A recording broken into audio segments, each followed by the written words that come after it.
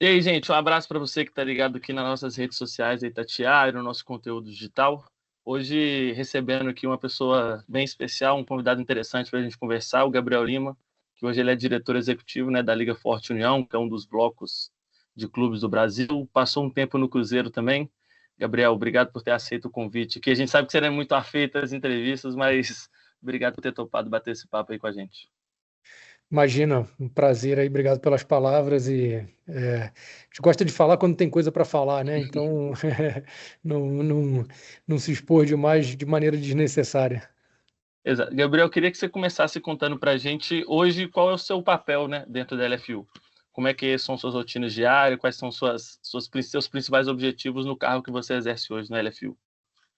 Boa. Não, primeiro, acho que é importante a gente fazer uma diferenciação entre o que é Liga Forte União, LFU, né, e o condomínio da Liga Forte União, né? Então, a LFU, ela é uma entidade que tem 33 clubes, né? Então, atualmente, 11 clubes na primeira divisão, 16 clubes na segunda divisão, 6 clubes na terceira divisão. E o condomínio da Liga Forte, como vocês devem saber, foi feito um investimento. Muitos desses clubes venderam um percentual dos seus direitos de televisão e alguns direitos comerciais para um grupo de investidores, e o condomínio é onde os clubes e os investidores têm relação ali, né? Existe uma governança, uma forma de atuação, e hoje a minha função ela é como CEO, né, barra administrador deste condomínio, né, e também apoiando o Marcelo Paes, que é o presidente da Liga Forte, nos temas da Liga Forte. Entende? E aí o seu papel dia a dia é justamente isso, né? É tentar auxiliar ele ali no dia a dia, é procurar novos negócios, como que é a sua rotina? Então, assim, imagina que dentro nós somos uma empresa, né? Então, o condomínio ele é uma empresa, todos os direitos de TV que foram vendidos, né, pelos clubes da Liga Forte, toda a parte financeira transita, né, por dentro do condomínio, né? E aí a gente tem que aplicar aquelas regras de distribuição, distribuir os recursos financeiros para os clubes. Então, essa rotina, tem uma rotina muito financeira, de estruturação financeira é, dessa relação, né? E como qualquer nova empresa, você tem que organizar todos os processos, procedimentos, fluxos. Então, assim, eu tenho um trabalho bem grande no dia a dia para poder fazer esse papel. E dentro da Liga Forte tem todas as conversas e a atuação como bloco de clubes, né, organizado e com vários temas ali, fazer essa organização do bloco. Entende? Acho que hoje a principal dúvida de quem trata desse tema de liga, de comercialização do futebol brasileiro, a dúvida é sobre a unificação das duas ligas, né? A gente vê que existem movimentos em conjunto, né? Desde lá de trás, ainda quando teve a questão da tributação da lei da SAF, o comunicado foi divulgado em conjunto. Agora, a comercialização dos direitos da Série B também feitos em conjunto. Queria que você me falasse o que você acha que é o principal entrave hoje para que segura, né, essa união, porque a gente vê os dois lados falando que seria necessária, né, a fusão, ter uma liga única. O que você, como executivo da LFU, e também que já teve um pouco, né, também na Libra, enquanto a época de Cruzeiro, vê como Verdade. principais entraves dessa união? Eu acho que a gente nunca teve num momento tão bom para fazer essa unificação. Os dois blocos já venderam seus direitos de TV, né? Série A, que é o mais valioso. Então, todo tem suas próprias regras. Então, assim, o processo mais difícil, mais tortuoso, digamos assim, os dois blocos já passaram. Agora, a gente tem que se colocar de acordo em relação às regras futuras de união, né? Então, você já falou aí muito bem que Série B negociamos de maneira conjunta, direitos internacionais, direitos para betting também negociamos de maneira conjunta. Então, assim, falta alguns poucos detalhes de organização enquanto entidade, né, uma governança para isso, e pequenos detalhes, como eu falei, de regras de distribuição financeira para a gente poder dar um passo definitivo. Assim, as conversas têm acontecido, a gente tem ótima relação, eu falo sempre com o Silvio Matos, que é o diretor executivo da Libra. Então, assim, tem muitas, as conversas estão acontecendo, e, como eu disse, nunca estivemos num momento tão bom para dar esse passo. É, é muito difícil tratar dessa unificação com esses contratos diferentes de televisão das duas partes, porque assim, aí a gente parte de um pressuposto que, sei lá, a gente colocaria talvez 2027 como um prazo assim factível, né, para essa unificação, por causa desses contratos. Queria que você explicasse para a gente o que tem de dificuldade, né, já que foi feito de maneira diferente.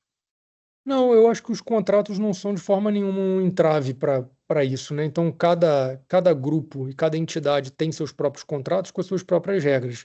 Isso vai durar durante os próximos 5 anos, né? Isso é inevitável. Então, cada um vai fazer a sua apuração e vai receber recursos de acordo com o que vendeu nesses contratos nos próximos 5 anos.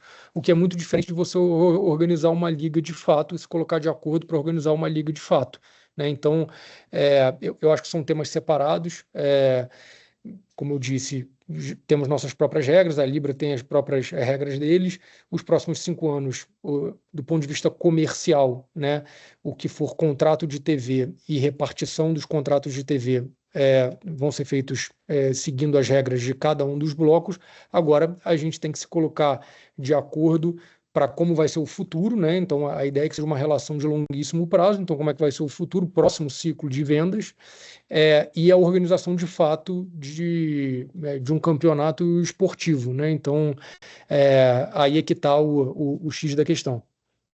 Entendi. E aí, nessas questões de organização de campeonato, é que a gente começa a discutir as questões de calendário, fair play financeiro, que são temas que a gente sempre vê em debate, acho, no Brasil, mas acho que ainda de maneira muito superficial, né? O pessoal ainda fala sobre esses temas como se, tal time está gastando muito, tem que ter o fair play aí. E se for o time dele gastando, às vezes fala assim, uma visão do torcedor, né, de modo geral. É mais entender como que funcionariam esses mecanismos para aí poder deslanchar num contrato assim amarrado, né, uma coisa assim mais única. Eu acho que tudo isso faz parte da discussão de formação de uma liga unificada, né? Então, eu sou um defensor ferrenho aí do fair play financeiro, da gente ter regras de organização que impeçam os clubes de gastar mais do que podem, né? E todo esse arcabouço de governança ele tem que ser discutido no âmbito da criação da liga. Eu não acho que a gente vai resolver tudo da noite para o dia, não acho que vamos resolver tudo né, no momento da criação da liga. O que a gente tem que ter um caminho claro para resolver. E saber o que a gente consegue colocar no curto prazo, no médio prazo e no longo prazo. Eu acho que assim, quando a gente, o que a gente tem para fazer inicialmente, acho que se colocar de acordo do ponto de vista comercial, se colocar de acordo do ponto de vista societário também é bastante importante, e como que a gente organiza um campeonato e nossa relação com a CBF, né, nesse contexto. Esse é o primeiro passo. E aí tem um segundo passo, que é não menos importante, que são essas regras que você citou de fair play financeiro, organização econômica entre os clubes, para que a gente consiga criar um ambiente onde os clubes consigam se desenvolver no futuro. Entendi. Um outro tópico também que a gente vê bastante em discussão em relação ao futebol brasileiro é calendário, né? A gente vê isso como uma. Porque, assim, daqui até 2030 sempre vai ter algum tipo de paralisação no calendário, né? Esse ano tem um Mundial, 2029 tem um Mundial de novo. Aí tem Copa América, Copa do Mundo, tem Copa do Mundo Feminina, que vai ser aqui no Brasil. Como que isso é discutido internamente? Você vê dos clubes assim, uma vontade de mudar esse panorama de calendário da forma que ele é feito hoje? Você acha que isso é necessário mudar isso para elevar o nível do futebol brasileiro? Sem dúvida, assim, é insustentável, né? O calendário da forma como ele está apresentado hoje, né? E não que isso seja culpa de ninguém, né? Mas assim, ele é insustentável. A quantidade de volume de jogos, quantidade de viagem, mas é uma teia complexa de ser navegada, né? Então você tem uma ordem hierárquica, né? Então tem as datas FIFA, competições da FIFA, depois vocês têm as competições da Conmebol e as nossas próprias competições aqui dentro do Brasil.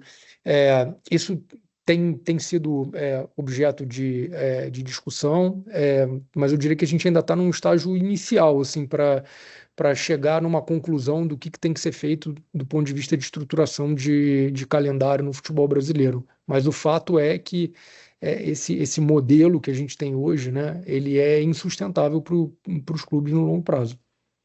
Entendi. Falando um pouco desse dia a dia da Liga, a gente conversou com o Marcelo e com o Barcelos há coisa de 2 meses atrás, um pouco antes até de você ser anunciado. Eles falavam que também uma das preocupações da Liga é gerar novas receitas para os clubes, né? Queria que você falasse para a gente assim, onde você identifica no cenário atual hoje novas receitas, né, que possam ser geradas. Que a gente vê hoje patrocínios, né, de todas as formas, ativações de todas as formas, onde você identifica assim, um campo promissor de geração de receitas para os clubes.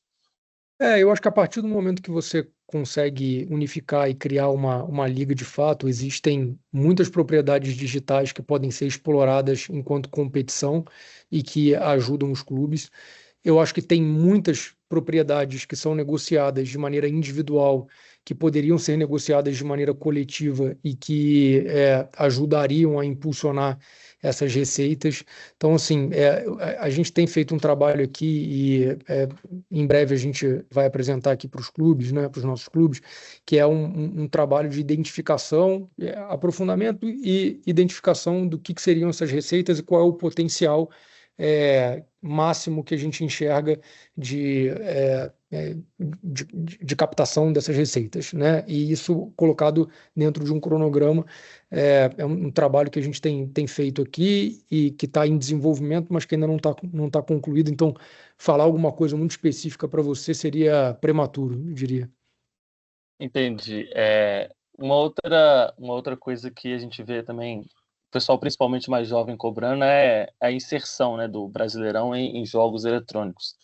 E aí não só dos clubes assim, no EAFC, no eFootball, né, que é o da Konami, mas desse universo hoje de esportes que é um universo muito muito complexo.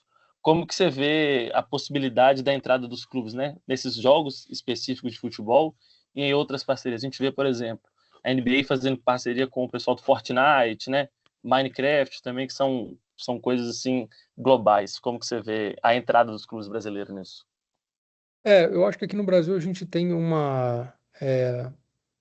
diria que uma rede de atuação que ela é um pouco diferente, né? Então, e vários desses players, né, já tiveram problema no passado no Brasil pelo fato da gente ter que negociar individualmente jogador a jogador ou com o sindicato dos jogadores, você colocar o nome deles nesses jogos. Então, assim, eu sou um entusiasta, eu acho que a gente tem que estar, acho que para crescer enquanto produto, é impossível a gente crescer nas gerações mais jovens sem a gente estar inserido nesse contexto. A gente tem feito várias discussões, a gente está se aproximando muito da FENAPAF, que enfim, o órgão que regula e que ajuda ali os jogadores, que recolhe os direitos de arena, que distribui esse valor para os jogadores, para a gente conseguir ter um acordo amplo que envolva todos os clubes, que envolva todos os jogadores, para a gente conseguir caminhar nessa direção de ter o nome das nossas competições, o nome dos nossos jogadores, o nome dos nossos clubes nas melhores plataformas digitais de e-games ou esportes que a gente tenha vinculados a futebol. Entendi. Hoje, você já com um pouco mais de 3 meses na LFU, você consegue identificar assim o que pode ser melhorado já dentro do que é existente? Porque a gente falou muito de novidade, de receita que pode ser gerada, de coisas mais para frente, né? Mas assim, hoje na máquina, do jeito que ela gira, você identifica alguns pontos assim, que podem ser otimizados, alguns contratos talvez que possam ser ou revistos ou trabalhados de uma forma melhor? Eu acredito que sim, assim, a gente tem algumas. a gente tem alguns acordos que, de maneira coletiva, a gente consegue acelerar e dar mais praticidade para quem está comprando, né? Então, seja games, né, que a gente acabou de falar aqui, seja colecionáveis, sejam, enfim, toda essa parte de licenciamento. Existe uma ideia aqui nossa de trabalhar isso de maneira conjunta. A gente tem que apresentar esse trabalho para os clubes, mas eu acredito que isso é um valor que pode ser capturado de maneira muito, muito rápida e antes até da gente formar uma liga. Entende? Eu sei que é muito difícil a gente cravar assim, prazos, né? Mas hoje, na velocidade das conversas que você tem com o Silvio, que você falou, da proximidade das duas ligas, você vislumbra essa unificação em quanto tempo? Eu acho que a gente deveria caminhar para esse ano ter um acordo, né? E para a gente começar a trabalhar em conjunto no desenvolvimento da Liga Única. Então, eu trabalho com o prazo desse ano para a gente ter, é, nem que seja um memorando simples de entendimentos, né? Que resulte depois num documento mais amplo, né? Mas o prazo que eu me dei nessa história e o que eu estou perseguindo aqui é esse ano. Entende? Eu quero te perguntar sobre duas falas do Ronaldo, que a gente sabe que é uma pessoa muito próxima a você, vocês têm uma relação muito muito próxima um com o outro, trabalharam no Cruzeiro, trabalharam no Valladolid. Primeiro, ele criticou um pouco essa gestão da forma como foi negociada, né, a criação da liga, porque primeiro criou-se 2 blocos comerciais. Você, na época, também fazia um pouco parte desse processo. Você acha que é mais ou menos por aí que passou um pouco do ponto, assim, passou a carroça na frente do boi, né, como a gente fala aqui em Minas Gerais? Ou você acha que ele, no contexto, era o que poderia ser feito e não tinha muito o que ser feito diferente? Eu não acredito em solução perfeita para as coisas, né? Assim, se você me perguntar o que que eu gostaria, lógico que eu gostaria de ter formado direto uma liga única, é, é, como deveria ser, como é o tradicional, como foi feito no resto do mundo. Agora, existem situações e contextos peculiares no cenário brasileiro que têm que ser respeitados, e eu acho que a gente consegue caminhar de maneira imperfeita, né? Então, eu prefiro colocar o bloco na rua de maneira imperfeita do que não colocar nunca, né? Então, a minha sensação era de que se a gente esperasse para fazer uma liga unificada e só se juntasse no momento que a gente fizesse uma liga unificada, não ia acontecer.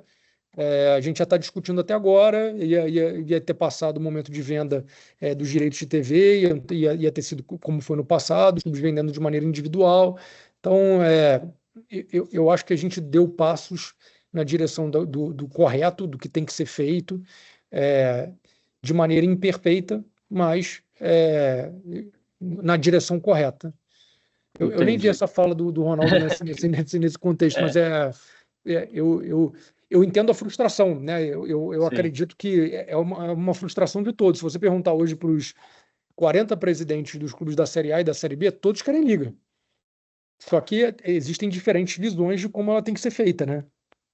Então, eu acho que a gente conseguiu navegar num ambiente difícil e dar passo firme para a gente constituir essa liga. Entendi. Uma outra coisa que eu queria que você falasse é essa candidatura do Ronaldo na CBF que acabou não indo para frente, né? Você acha que foi uma perda para o futebol brasileiro? Você acha que ele traria algo de muito diferente do que nós temos aí?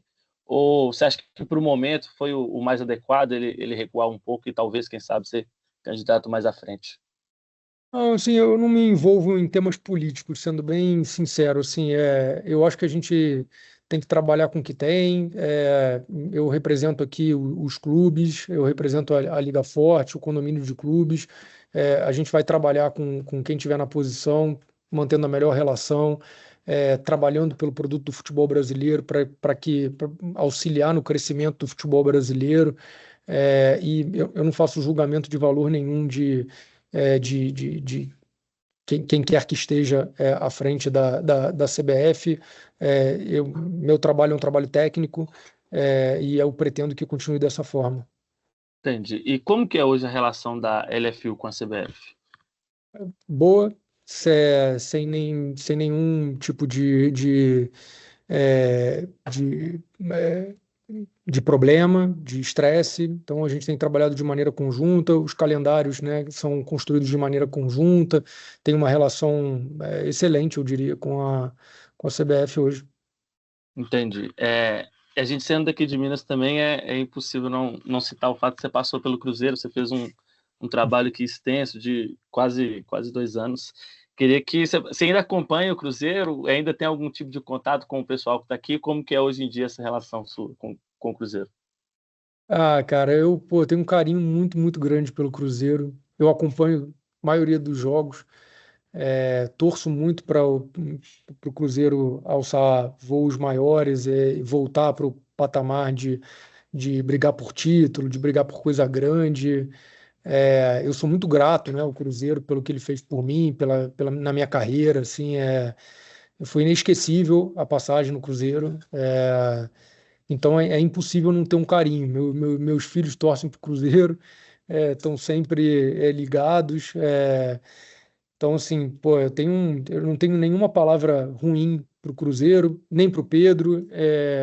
Eu também tenho uma relação ótima com o Pedrinho. Falei com ele outro dia, mandei uma mensagem aqui para ele outro dia, desejando sucesso, falando para ele que é, momentos de crise no futebol são normais, são passageiros e que a gente tem que segurar firme e fazer o que a gente acredita. Então, assim, cara, só palavras boas. Torço muito, muito, muito pelo Cruzeiro, para que o Cruzeiro vá bem e continue disputando coisa grande. E é legal ver o Cruzeiro bem aí no Campeonato Brasileiro, como eles estão. E, além de tudo, o Cruzeiro faz parte da LFU, né? Eu torço muito pelos nossos 33 clubes e o Cruzeiro é mais um deles. Gabriel, eu queria que você fizesse hoje assim. A gente vê que o negócio hoje, futebol, ele cresceu muito, né, de, sei lá, talvez 5 anos para cá, principalmente acho que depois da pandemia, né, por essa necessidade de novas receitas, de negócios, assim, o futebol cresceu muito. Hoje você vê o Brasil assim como o lugar mais promissor para se negociar o futebol, porque a gente vê lugares muito estabelecidos, né? A Europa é um lugar muito estabelecido, os Estados Unidos ele tem um modelo diferente de negócio ali, de franquias. Você acha que hoje o Brasil ele é o lugar mais promissor para se negociar o negócio o futebol? Ah, não tenho dúvida. Assim, o Brasil é o lugar para se estar, para quem quer investir na indústria, e para quem acredita. Assim, eu tenho certeza que a gente tem que estar entre as 5 maiores ligas do mundo, né? Pela qualidade que a gente tem de jogadores, pela qualidade que a gente tem de clubes, pela paixão que existe aqui dentro, pelo ambiente de negócio que a gente consegue fomentar. Então, assim, eu tinha. Logo quando a gente entrou no Cruzeiro lá atrás, né, a gente tinha feito um estudo que mostrava que o futebol, de uma forma geral, enquanto indústria, representava 0,6% do PIB do Brasil. E quando a gente olha para países como a Espanha, por exemplo, representava quase 2%. Então, quando você faz essa comparação, você vê o tamanho que a gente pode crescer ainda, né? Então, um grande exemplo disso é o salto que a gente deu na negociação dos direitos de TV, é, nesse ciclo, né? Então, o valor combinado entre os dois blocos saiu de um pouco mais de 2 bi para quase 3 bi. Então, assim, um salto muito relevante. Com a profissionalização, com o advento da SAF, com os clubes conseguindo ser privatizados, a gente tem tudo para fomentar essa indústria e essa indústria representar um percentual muito relevante do PIB brasileiro. É, então, eu acredito muito na indústria. Foi o lugar que eu escolhi. Quando eu voltei para o Brasil da Espanha, eu sabia que era o melhor momento. Eu quis muito estar aqui. Eu não quis sair da indústria também por conta disso. Então, não tenho a menor sombra de dúvida que a gente conseguindo equacionar os nossos problemas políticos e os nossos temas e as diferenças entre os clubes, e dando passos firmes, né, para a criação de uma liga unificada, para a organização dessa governança, para a criação de um modelo de fair play financeiro, que nós vamos ser uma das principais ligas do mundo. Eu não tenho a menor sombra de dúvida. Gabriel, quero agradecer demais você ter aceito o convite aqui de bater esse papo com a gente. Falar Imagina. que as portas aqui da Itatiaia estão sempre abertas, então desejar boa sorte para você no trabalho. Qualquer novidade, estamos a postos aqui. Imagina, eu que agradeço, mando um abraço para todo mundo aí, João Vitor, todos aí que já falamos muito na época de Cruzeiro e vai ser um prazer seguir conversando com vocês.